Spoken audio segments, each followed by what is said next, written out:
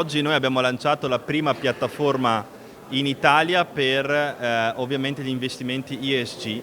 L'abbiamo fatto con orgoglio, soprattutto lavorando in questi 3 mesi con gli uffici competenti e ovviamente le strutture tecnologiche della regione del Veneto.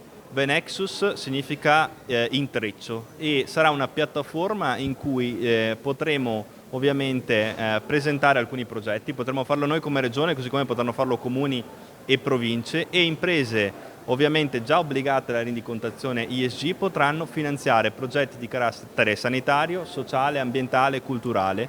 Sappiamo che oggi in Veneto ci sono numerose società benefit, ci saranno alcune imprese, già oggi in realtà ce ne sono alcune che sono obbligate alla rendicontazione ESG, nel corso dei prossimi anni aumenteranno per via delle direttive europee, e perché non condividere insieme un percorso di investimenti in ambito sociale, sanitario, ambientale e culturale in favore del Veneto? Questo ci permette ovviamente di incamerare nuove risorse.